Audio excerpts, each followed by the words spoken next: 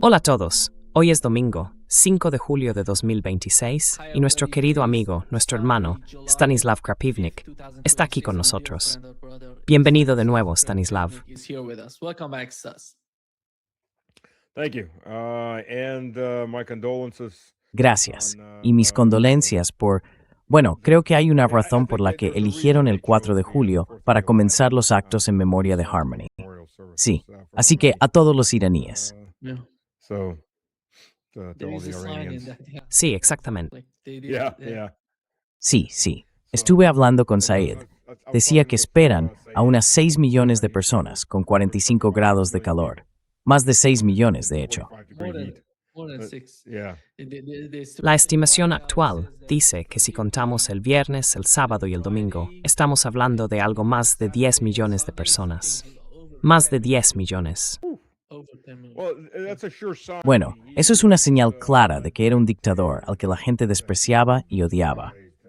Por eso 10 millones de personas salieron a la calle con 45 grados de calor, vestidas de negro.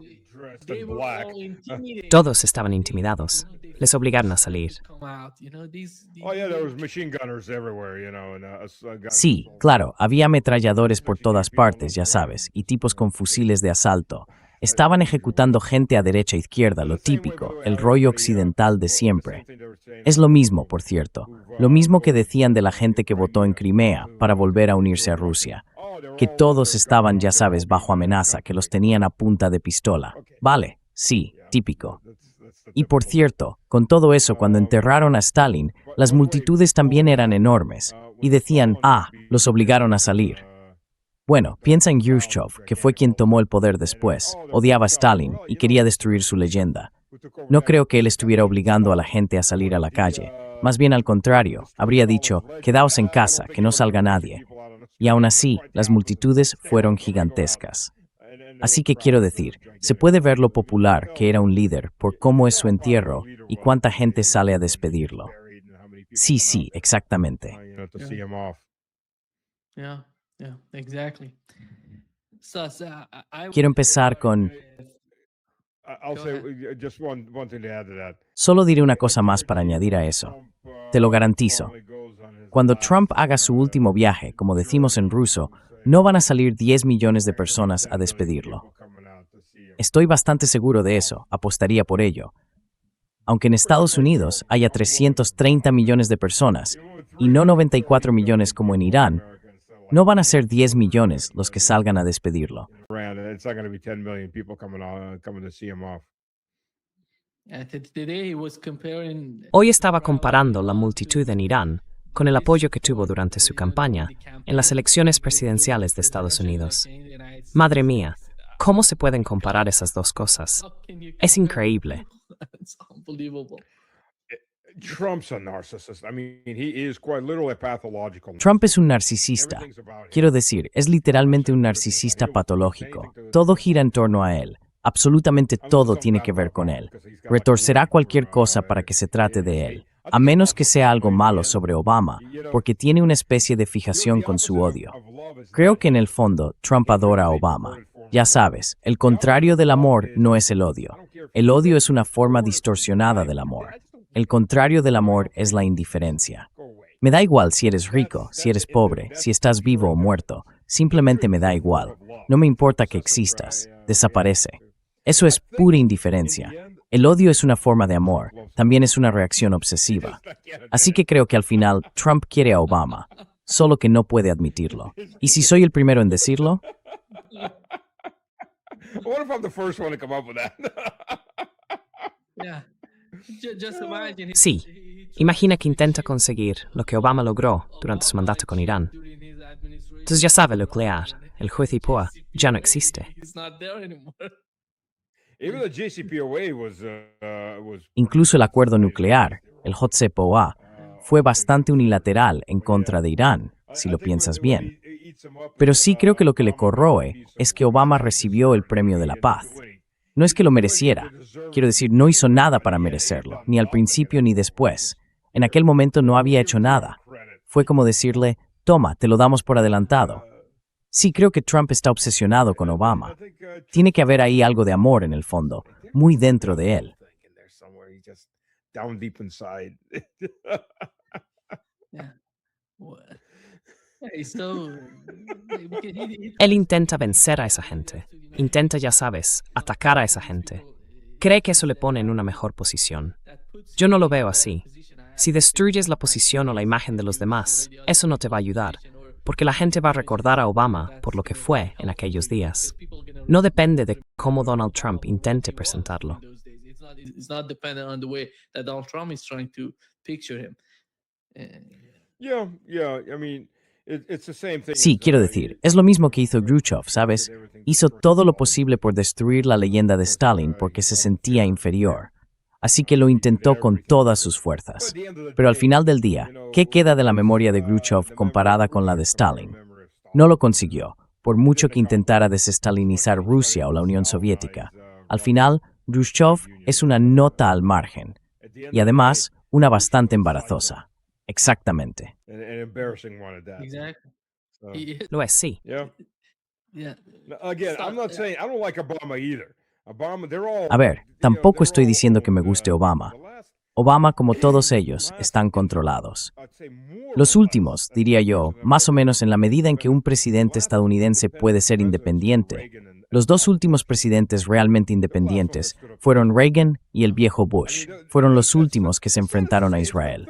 Sí, y por triste que sea decirlo, han pasado ya 30 años. Da igual el partido. En realidad solo hay un partido con dos alas. Todos han sido sumisos. Así que no hay mucho que admirar en ninguno de ellos. Si lo piensas, la gente no empezó. El ciudadano medio en Estados Unidos no empezó a vivir mejor porque estuviera con Clinton. Tampoco vivió mejor con Bush hijo, ni con Obama, ni con Trump, ni con Biden. Les han engañado una y otra vez. El estadounidense medio es el más, bueno, quizá con la excepción de los europeos, nadie ha sido tan explotado como el siervo occidental medio. Y ya ves, siguen siéndolo. Yeah. And they continue to be screwed. And some of them like it, I think, because they I keep think voting to for some these people. extent- to some Y a extent- algunos les gusta, to some creo, extent we can porque consider siguen votando por Carter esa as gente. well, because Jimmy Carter was- En cierto modo también podemos incluir a Jimmy Carter, porque Jimmy Carter estaba criticando a Israel en aquellos tiempos. Y una de las razones por las que fue apartado, creo fue, bueno, The reasons that he was removed, I think it was. Let's- Well, as a president, Jimmy Carter, I think, was a failure. Como presidente, Jimmy Carter, en mi opinión, fue un fracaso.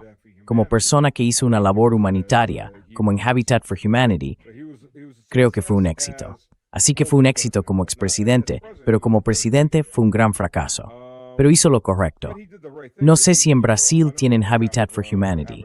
En Estados Unidos sí, y está en varios países, no sé exactamente en cuáles. En Rusia no están. Pero lo que él hizo bien fue que construyen casas pequeñas para familias pobres y hacen que la familia participe en la construcción de su propia casa. Porque entendía la naturaleza humana. Si simplemente le das una casa a alguien, no la va a cuidar. No tiene nada invertido en ella. Small house, they're not going to take care of it. They got nothing invested in it. People don't appreciate what's free. They don't. It's La human gente nature. no valora lo que es gratis. No lo hace. Es la naturaleza humana. Tus hijos no valoran las cosas que haces por ellos hasta que tienen que empezar a hacerlo por sí mismos. De repente, cuando tienen que pagar la luz o comprarse su propia ropa, madre mía.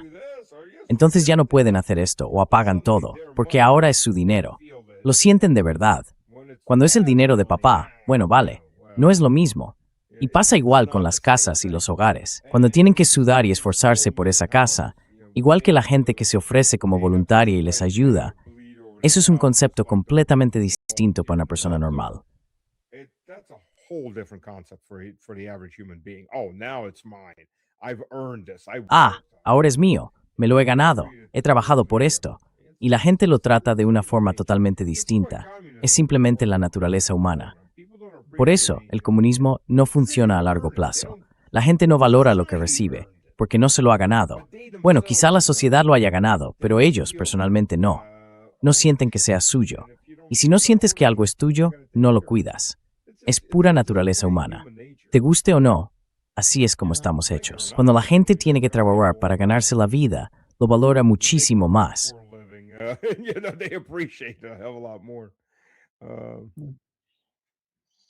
Stas, you've been to Donbass. Sas, has estado en el Donbass. Dijiste que volviste el martes.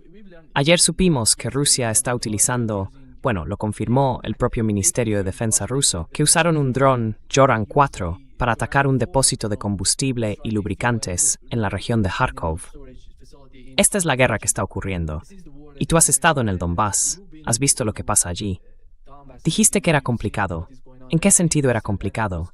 ¿Y cómo ves la situación allí?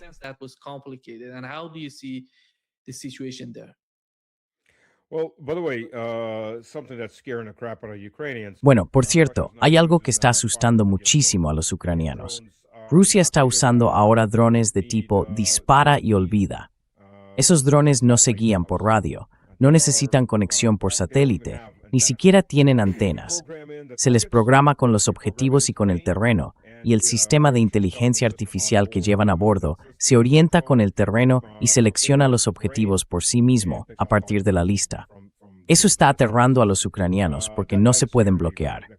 A menos que tengas un pulso electromagnético, la única opción es derribarlos. No se pueden bloquear, no necesitan guía por satélite. Y ya está. Llevan un mapa incorporado, un sistema de radar que detecta y escanea las zonas alrededor, se orienta internamente en el mapa y sigue avanzando hasta encontrar un objetivo.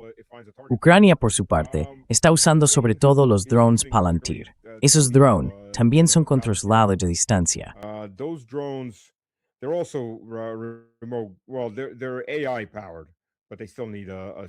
Bueno, son sistemas impulsados por inteligencia artificial, pero aún necesitan conexión por satélite.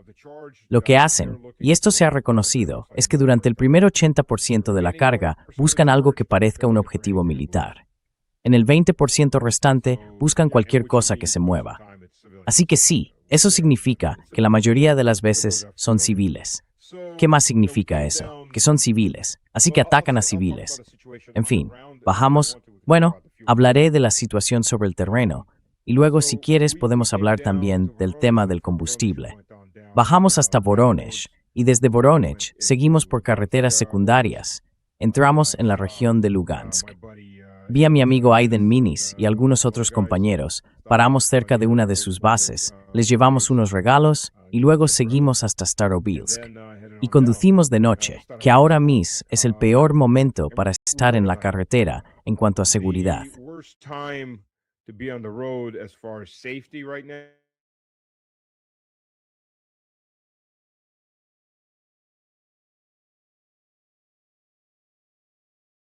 ¿Me oyes?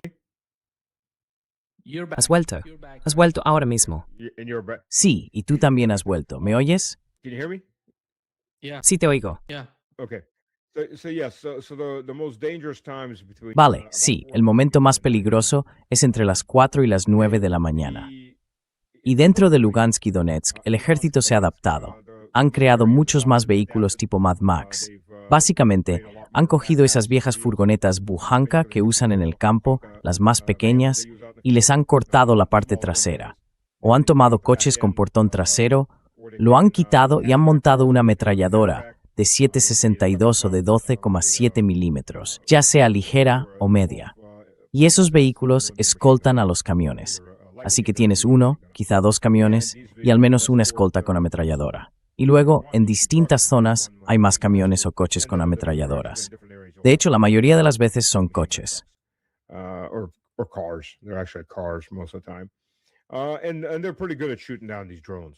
Y son bastante buenos derribando esos drones. Simplemente los abaten sin más.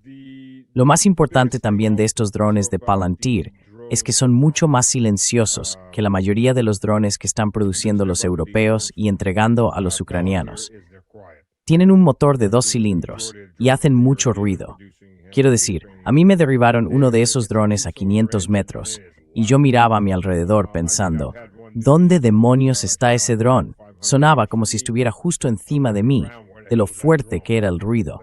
Pensaba, tiene que estar aquí al lado, pero no, estaba a medio kilómetro. Es que suena increíblemente fuerte. Y luego ves el boom, boom, pow, y dices, eso estaba a medio kilómetro. Vaya, pero suena como si el dron estuviera justo sobre tu cabeza.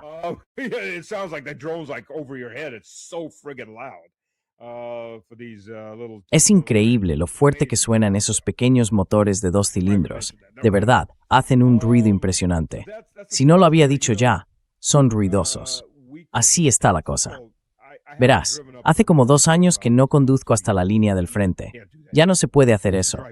Antes podíamos llegar directamente hasta allí, pero ahora no.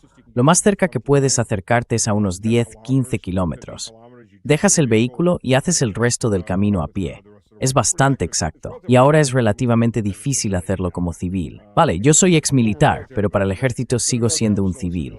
Y aunque vayamos con escolta, somos el peor tipo de gente porque, ya sabes, estaba allí con un par de oficiales más. Todos oficiales, exoficiales.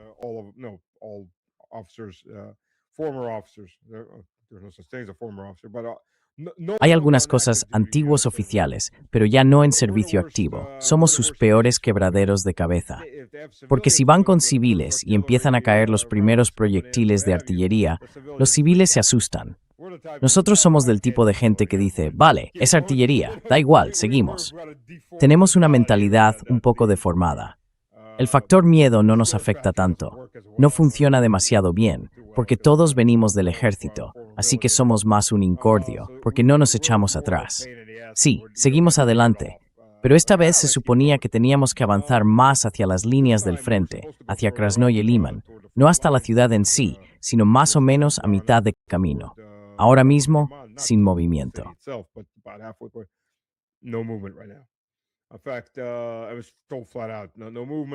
De hecho, me dijeron claramente, no hay movimiento. Y la autopista Baitsev, que está reparada, muy buena, va bastante rápido, pero no está lejos del frente. Tengo una tía y un tío que viven en Yasinovataya, justo por esa zona.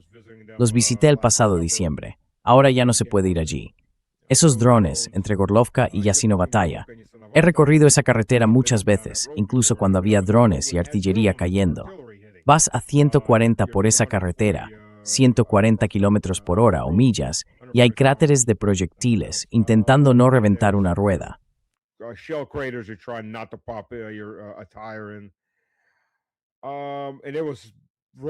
Bueno, antes era relativamente seguro comparado con ahora. Ahora, con esos drones de Palantir, solo entre Gorlovka, Kurlovka y Yasinovataya, que están a unos 20 kilómetros, quizá menos, hubo 6 coches civiles calcinados en menos de una semana. Así que la gente simplemente evita pasar por allí. Las ciudades están algo aisladas por eso. Y claro, eso genera problemas.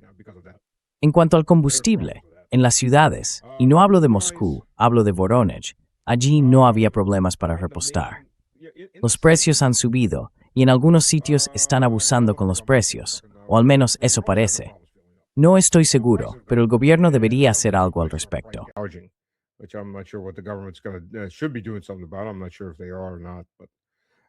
No estoy seguro de si lo están o no, pero no hubo ningún problema para conseguir combustible. Simplemente llegué y llené el depósito. Lo mismo en Lugansk, aunque allí el combustible era mucho más caro. Creo que estaban subiendo los precios de forma exagerada. Pero había combustible, no hubo problemas. En Donetsk, al sur, sí tienen problemas con el combustible. Quiero decir, son provincias vecinas, pero tienen dificultades con el suministro. Mucho del combustible que venden allí es bastante sucio, así que no tengo muy claro de dónde lo sacan. En Rostov, más o menos la mitad de las gasolineras estaban abiertas. Para repostar, podías acabar haciendo cola entre 15 minutos y una hora, depende.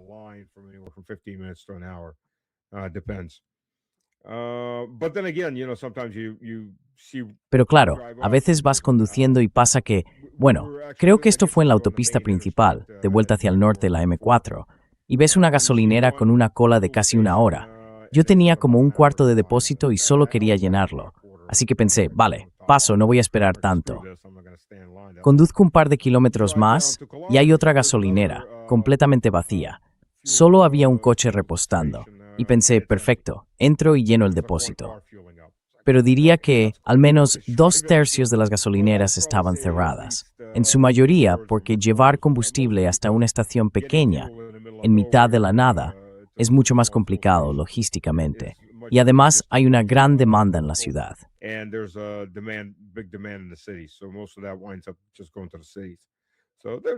Así que la mayor parte de eso acaba yendo a las ciudades. Hay problemas, sí, pero no es una catástrofe. No son los rusos peleándose en las colas. No se ha derrumbado todo. El diésel, por cierto, está por todas partes. Hay mucho diésel, curiosamente, porque normalmente se produce en menor cantidad que la gasolina. Pero sí, hay bastante diésel, curiosamente. La mayoría de las gasolineras que se habían quedado sin gasolina seguían vendiendo diésel. Así que eso también. El ejército no se está rebelando. No están marchando sobre Moscú, ni nada de esas historias que se inventan los medios occidentales.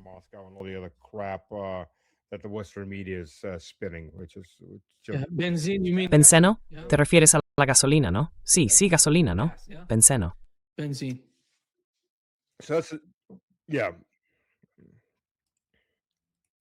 Sí, bueno, sí, apagué mi VPN. La tenía encendida.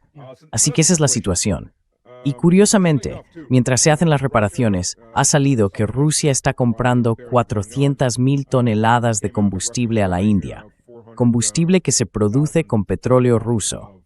Solo para que todo el mundo entienda lo absurdo que es el liderazgo de la Unión Europea.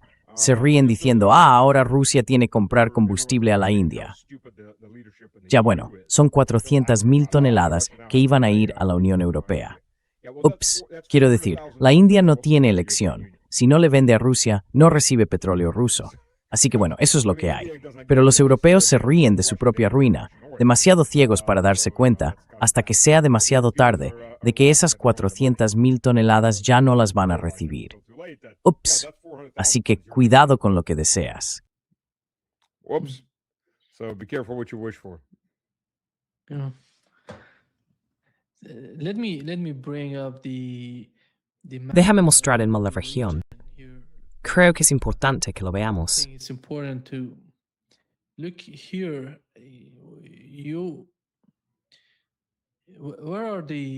Where is the front line? ¿Dónde está ahora mismo la línea del frente? Tenemos Luhansk por un lado y Donetsk por el otro. Lugansk is okay. Vale, ¿por dónde quieres empezar? Start. Sí, del norte. Vamos hacia el norte. Go zoom in. Vale, adelante, haz zoom. Bien, ahí está Sumy también, al noroeste de Kharkov. Noroeste, la siguiente provincia, la provincia de Sumy. Sigue. Y ahora sube un poco. Keep going. And now go up a little. Sube un poco más. Sí, aquí está. It's here. Yeah. So, So go up a little more and zoom in. Sí, sube un poco más y haz zoom sobre Sumy. No, solo un poco. Acércate a Sumy. Vale, ya está, suficiente. Bien, ¿ves esa zona blanca? En realidad, ¿puedo tomar el control de esto? Así podría enseñártelo. Can I get control over this? I'd be able to show you. I don't. No creo que puedas tener el control. You can't do that on stream. Okay. On think on Zoom Sí, you could. haz eso en directo. Anyway, Vale, creo que en Zoom podrías hacerlo. Pero bueno, si miras al norte de Sumy, ¿ves toda esa zona verde? Para justo ahí. Toda esa zona verde, justo al norte de Sumy, es un bosque, sobre todo a la derecha de la M07. Esa H es una N cirílica. Así que justo al norte de eso, todo eso es bosque. Ese bosque está siendo infiltrado ahora mismo por fuerzas rusas. La zona blanca justo al norte de ese bosque, toda esa área, ha sido atravesada por las fuerzas rusas. Así que está en manos rusas. No, baja un poco. Justo al norte de Sumy. Sí, esa zona. Esa está en manos rusas y las fuerzas rusas están infiltrándose por esa zona verde a la derecha de la M07, donde tienes ahora mismo el cursor. Where your cursor is right now, that's pretty heavy forest. Es un bosque bastante denso, y eso primero oculta el movimiento, y segundo, protege de los drones. Los drones y las ramas no se llevan bien. Así que eso es Sumy. Las fuerzas rusas están, y como puedes ver, para ahí. Acércate un poco. Solo un poco. Para ahí. Lo que ves en Sumy, justo ahí, son todas las carreteras que entran y salen. También hay líneas de tren que entran y salen.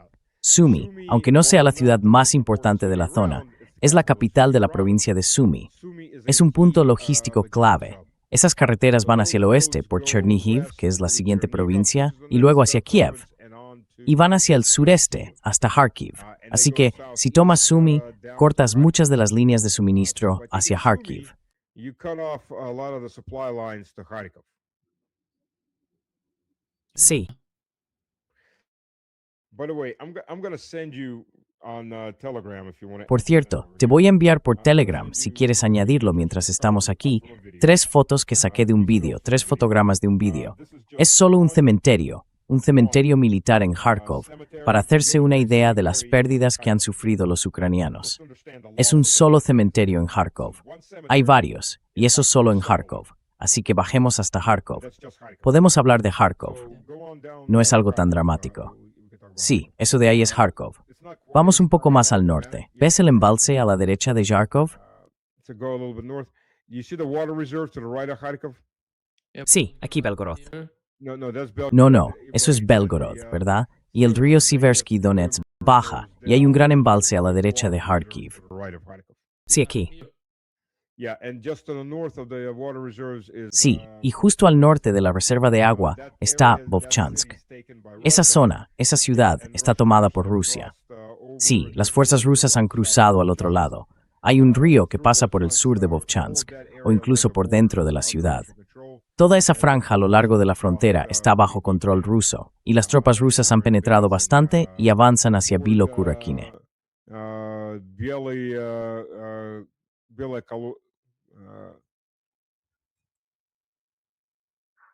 Bielaya Kolodza, which is Vila Kolodzia, que está justo. ¿Dónde tienes el cursor? Si mueves el cursor, ¿dónde está el cursor? Sí, muévelo un poco hacia el sureste.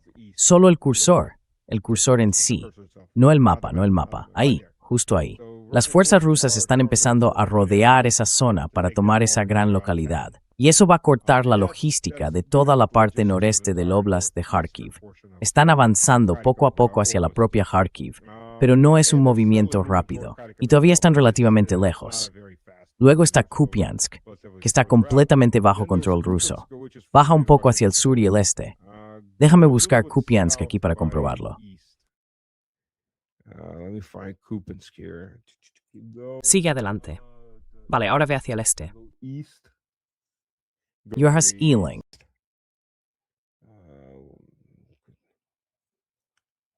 Vale, ve hacia el sur. Hacia el sur. Estoy intentando localizar Kupiansk en esto. South. I'm trying to locate Kupiansk on this. There it is. At the very okay, so Ahí está. move your cursor Justo down, ahí. down. Vale, Right baja el there. cursor. There's Kupiansk. Más abajo, ahí. Ese es Kupiansk. Sí, Kupiansk Kupiansk es una ciudad relativamente grande, está en manos rusas. Fue una gran pérdida. Los ucranianos llevaron a cabo, lo que les queda ahora es una contraofensiva importante. Hicieron una contraofensiva local, recuperaron aproximadamente la mitad de Kupiansk y luego fueron expulsados de nuevo. Pero el punto aquí es que desde Kupiansk se puede lanzar una ofensiva mayor para cortar esa parte noreste del Oblast de Kharkiv que hemos estado viendo Woko. Al sur de Kupiansk está Krasny Liman. So south of Kupiansk is Krasny Liman. Tú a buscarlo. Keep going. Sigue. ¿Quieres acercar la imagen? No, ve hacia el sur. Ve hacia el sur. Go south.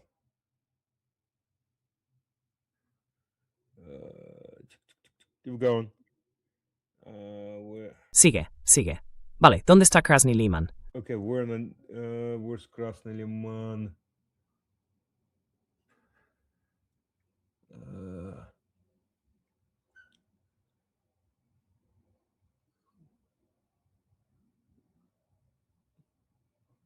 I Ogmop staff and so. had control of it. Intelligent ball waiting means. Zoom out a little. I'll see some Beffolol. Easier to see it.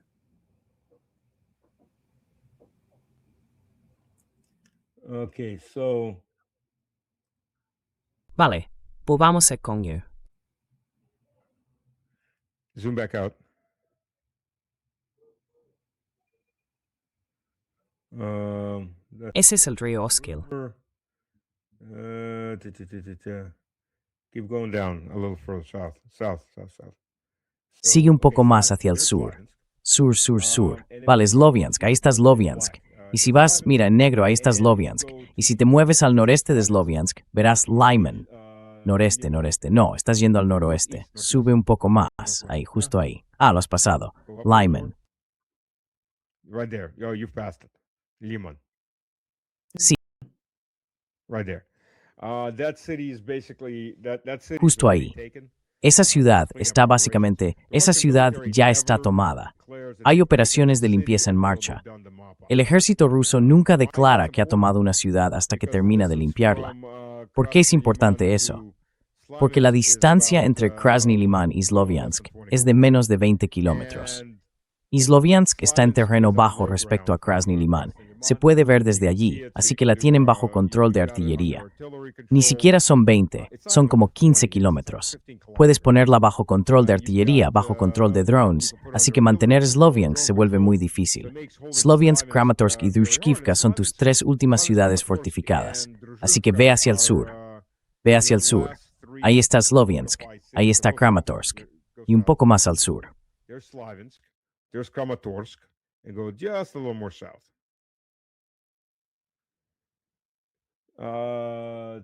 Yeah. Sí, ahí está Drushkivka. And now just move your cursor to the Y ahora mueve el cursor a la izquierda, un poco más abajo. No muevas el mapa. Vuelve a poner el mapa. Ahora mueve el cursor a la derecha. Now move your cursor to the right. Hacia la derecha, To the right, and now down. A la derecha. Y ahora hacia abajo. Un poco más. Esa es Kostiantynivka. Kostiantynivka está completamente tomada. Ahora, si miras la distancia entre Kostiantynivka y Drushkivka hacia el noreste por la autopista M20, son unos 5 kilómetros, incluso menos, porque ya empiezas a entrar en zonas suburbanas. Las unidades rusas de reconocimiento y distracción ya están dentro de Drushkivka y en sus alrededores, y también en Kramatorsk. Así que lo que tenemos ahora mismo es que Drushkivka, Kramatorsk y Sloviansk son las 3 últimas ciudades fortificadas, preparadas desde 2014. Cuando eso caiga, desde ahí hasta el río Dnieper, lo que hay son sobre todo pueblos pequeños sin fortificar, campos abiertos, cosas así. Small unfortified villages, open fields, things like that. So it's going to be very, very difficult for the Ukrainians to defend anything. Así que va a ser muy difícil para los ucranianos defender cualquier cosa una vez que eso caiga. Esa es la parte norte de todo el frente. Lugansk está ahora bastante atrás respecto a toda esa zona de combates, así que no recibe ataques directos, salvo que sean misiles HIMARS o cosas de ese tipo que dispara el ejército estadounidense. No son oficialmente tropas de Estados Unidos, pero son armas estadounidenses las que disparan. Ahora, cuando pasas a Donetsk, al frente de Donetsk, si vas hacia el oeste de la ciudad, espera, no muevas el mapa, no lo muevas todavía. A ver, sí, si miras la E50, la carretera que sale de Donetsk, está Avdiivka, es la que tiene el cartel verde. There's Avdiivka, no, it's the one with the green sign. sí. So right there is Avdiivka. Ahí mismo está Avdiivka. Avdiivka. Sí, he grabado desde Avdiivka un par de veces, y el frente está como a unos 10 kilómetros al oeste-noroeste, es ahí donde está la línea de combate activa. Avdiivka era una ciudad fortificada y se usaba como base de fuego para disparar hacia Donetsk. Me han ido actualizando varias veces. Ahora mismo no se puede ir a ninguna de esas zonas. Hay demasiados drones. Solo entra y sale personal militar, y aún así, con mucho riesgo. En este momento, simplemente hay demasiados drones. Los ucranianos, esa es toda su línea defensiva ahora mismo. Los drones, sobre todo, están muy escasos de tropas. Incluso miembros de su propio parlamento, de la Rada, están diciendo que su plan ahora es que las brigadas de asalto estén, digamos, en una situación muy complicada. Quieren que entre un 40 y un 50% sean extranjeros, mercenarios. They want to have 40 to 50% foreigners, mercenaries. Sí, vaya. Yeah. So, here you get a chance Sí, to pues die mira, for Zelensky. aquí tienes la oportunidad de morir por Zelensky. Así que, si alguno de esos idiotas no muy listos que están ahora mismo en el sótano de la casa de su abuela escribiendo lo genial que es Zelensky quiere demostrarlo, esta es su oportunidad de morir por él. De verdad, te necesita. Ve y apúntate. Da igual si estás gordo o flaco, te van a aceptar igual. Al menos sirves para ir a por agua. Así que sí, Zelensky te necesita.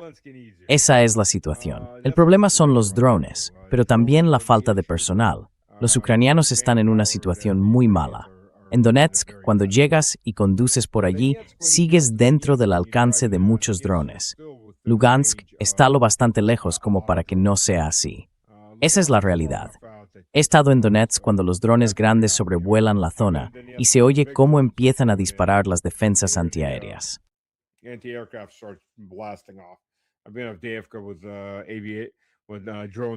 estado en Donetsk con drones cayendo abatidos a 20 o 30 metros de mí, cosas así. Así que sigue siendo una zona activa. Ahora mismo se ha vuelto muy peligrosa porque la han llenado de drones. Es la única forma en que están manteniendo el frente. Esa es la realidad ahora mismo. Aquí está la foto que me enviaste. Ah, sí, este es solo un cementerio moderno cerca de Kharkov, un cementerio militar. Es solo uno y se extiende muchísimo. Así que, cuando Zelensky dice que han perdido 40.000 muertos en 5 años, bueno, probablemente haya 40.000 enterrados solo en ese cementerio. Hay un par de fotos más que te mandé de ese lugar. Sí, las voy a mostrar. Este video es de un dron sobre ese cementerio y saqué un par de imágenes fijas de ahí.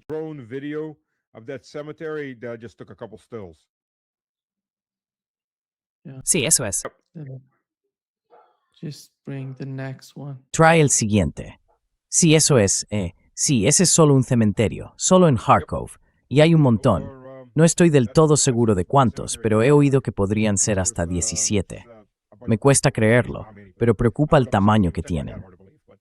Por cierto, BlackRock, creo que en algún momento dijo que eso era un uso inaceptable del terreno en Ucrania, que lo que tenían que hacer era enterrar a esa gente en bolsas biodegradables para poder seguir usando la tierra. Porque claro, él ha comprado buena parte de ese terreno. Sí, BlackRock es un gran inversor o comprador de tierras agrícolas ucranianas. Lo malo para ellos es que en la medida en que esas tierras agrícolas y otras inversiones de BlackRock caen en manos rusas, dejan de ser suyas. Así que desde luego, no les hace ninguna gracia.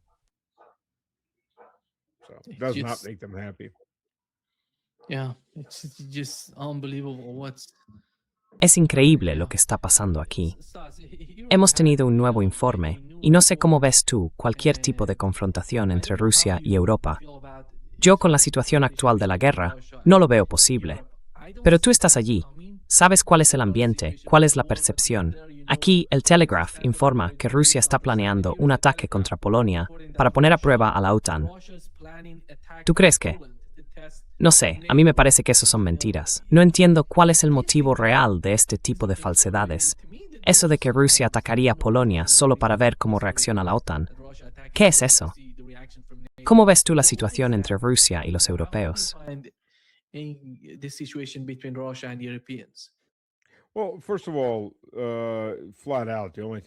Bueno, para empezar, lo único que impide que Rusia ataque esas fábricas que están produciendo equipos y material para los ucranianos es Putin. La mayoría de la gente estaría más que encantada de atacar, y atacar con fuerza. Y el ejército lo está pidiendo. Y no solo el ejército. Y creo que tendrían razón. Países como Estonia, por ejemplo.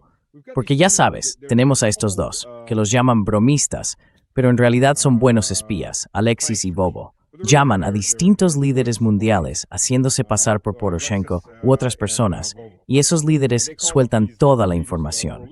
Yo he estado una vez en su programa y hablé con ellos.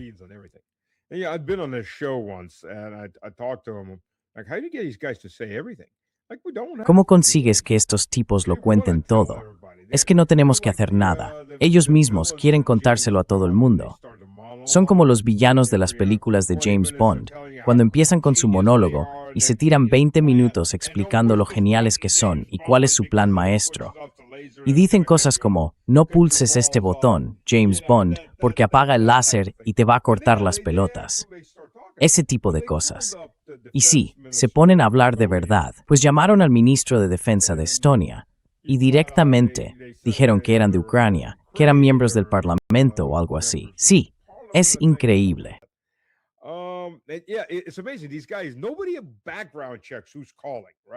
Esa gente, nadie en los controles de antecedentes comprueba quién llama, ¿verdad? Es increíble ver la idiotez de estos políticos occidentales. Pues bien, el ministro de Defensa de Estonia admite abiertamente que están colaborando con los ucranianos para causar el mayor daño posible a Rusia. Son un combatiente activo, Estonia, según las propias palabras de su ministro de Defensa, es un combatiente activo. Y luego se quejan que si por qué nosotros, o esto o lo otro, pero son un combatiente activo. Yo empezaría por Estonia, obviamente, o algo por el estilo. ¿Por qué Polonia? Muy sencillo, porque Polonia al final dijo que Ucrania había ido un nazi demasiado lejos. Melnik. Reenterraron a Melnik. Melnik. They reburied Melnik. He was, this is to understand what is Western Europe. So Melnik's a Esto es para massacre entender qué es psychopath, Europa who Occidental. was, Pues bien, Melnik era un psicópata asesino en masa que colaboró con los nazis. Murió de viejo en Luxemburgo. Vivió unos 30 años más allí. Bandera, al que mataron en Múnich, fue asesinado 16 años después. Vivía tranquilamente en Múnich, ya sabes, otro psicópata nazi asesino en masa al que Occidente no tocaba. Así que ahí tienes los valores occidentales. Bueno, Melnik fue trasladado y vuelto a enterrar en Ucrania. Zelensky va allí en un video, se arrodilla ante la tumba de Melnik y deja flores, lo cual resulta curioso, porque Melnik habría mandado decapitar al abuelo judío de Zelensky sin pensárselo dos veces. Zelensky's Jewish grandfather beheaded in a heartbeat. But that's beside the point. Pero ese no es el punto. Y Polonia, Novorsk, finalmente dijo, bueno, eso es. Y además nombraron una de sus unidades en honor a la UNA UPA, que era uno de los partidos nacionalistas de Ucrania, partidos ultranacionalistas nazis, del tipo Partido Nacional Socialista de los Trabajadores, para ser más precisos. Así que para Polonia, supongo que eso fue ya un nazi de más. Yo recuerdo que en los años 90 y principios de los 2000, Polonia ofrecía campos de entrenamiento para estos nazis en territorio polaco. Y por supuesto, Polonia también gestionaba una prisión secreta de la CIA, una operación encubierta fuera de los registros oficiales. Al final, la Unión Europea la descubrió. Esto fue durante el mandato de Bush hijo, cuando la CIA llevaba a gente allí para interrogarla y hacerla desaparecer en Polonia. Así que sí, los polacos estaban dirigiendo campos para los nazis. So the Poles are running camps for the Nazis. They've been feeding the Nazi beast in Ukraine. Han estado alimentando a la bestia nazi en Ucrania todos estos años. Parece que no se dan cuenta de que hay una estatua de Bandera o de Shukevich en prácticamente cada ciudad y cada pueblo de Ucrania ahora. Estos son los tipos responsables de la muerte de más de 300,000 personas civiles polacas, asesinadas de forma horrible.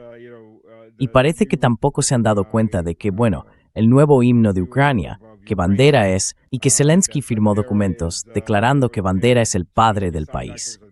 Así que, de algún modo, todo ese nazismo se les pasó por alto. Pero Melnik fue simplemente un nazi demasiado. Bien, lo que sea. Así que los polacos y los ucranianos están en una especie de enfrentamiento que por fin empieza a dar sus frutos. Y Zelensky le dijo a Novorsk que exigían que les devolvieran su máxima condecoración, el águila blanca, y así sucesivamente.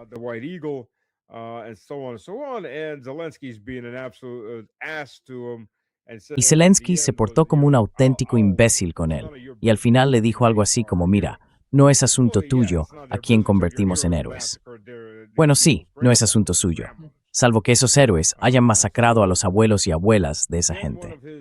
Entonces, un par de ultraderechistas ucranianos, si se les puede llamar así, aunque sería más preciso decir ultranacionalistas extremos, comandantes de campo, salieron y empezaron a amenazar a los polacos. Algo del tipo, si queréis que empecemos a matar polacos o queréis ver nuestros drones sobre vuestro cielo, seguid hablando. Pues bien, el Azov, que antes era el batallón nazi Azov, luego se convirtió en brigada y ahora es un cuerpo. En su nueva bandera de la Gran Ucrania incluye un tercio de Polonia. Parece que los polacos han empezado a darse cuenta de que algo no va bien.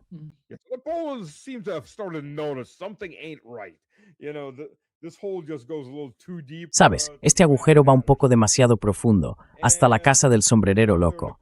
Y ahora están en una especie de pelea absurda, y Polonia ha dicho, ya está bien. ¿Los MiG-29 que íbamos a transferir? Pues nada, olvídalo, no os damos nada. Por eso, ahora la Unión Europea y los canales de Telegram andan diciendo de repente que los rusos van a atacar Polonia desde Kaliningrado. ¿Por qué? ¿Por qué? Pues porque necesitan volver a enfadar a los polacos, ponerlos otra vez en línea, para que sigan alimentando a la bestia ucraniana, que está bastante hambrienta y sin gente. Eso es lo que quiere la Unión Europea, pero no lo van a conseguir. Por eso dicen, sí, Polonia, Rusia te va a atacar cualquier día de estos. La gran mayoría de los polacos no se lo creen. Saben bien lo que es Polonia. Y también saben lo que representa Zelensky y lo que representa la Ucrania actual.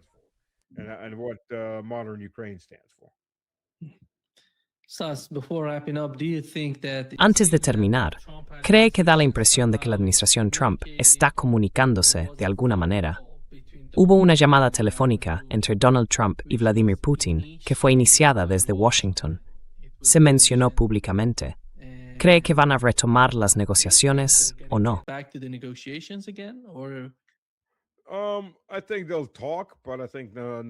Creo que hablarán, pero ya nadie se cree en nada de Washington. Se ha vuelto tan descaradamente evidente. Lo llevo diciendo desde el primer día. Muchos medios rusos dejaron de llamarme para hablar de ciertos temas. Me invitaron mucho menos porque seguí hablando claro diciendo directamente lo que pienso de Trump. Trump no es amigo de Rusia. Trump no está aquí para hacer la paz. Trump está ahí para ganar tiempo, para que los ucranianos se rearmen. Si no es así, pues mira, por ejemplo, fue Trump quien también impulsó un alto el fuego. Luego lo modificó, un alto el fuego parcial, dejar los combates solo en ciertas zonas. Mientras tanto, los ucranianos pueden descansar en las otras, rearmarse y atrincherarse. Hay que ser tonto para aceptar eso. Pero ahora, vamos, ya se han quitado las máscaras.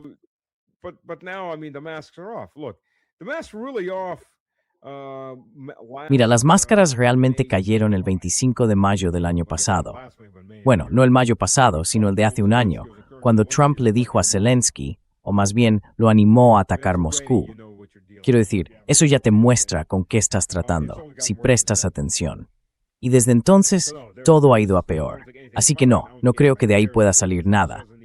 No creo que a nadie le importe lo que diga Trump al final.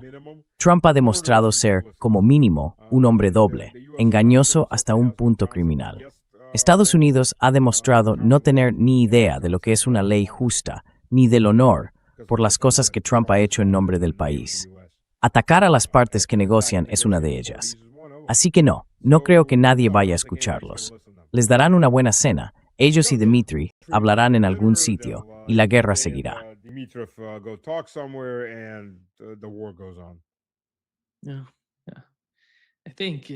Sí, creo que va a ser un campo de batalla. Y tuvimos a los rusos hablando.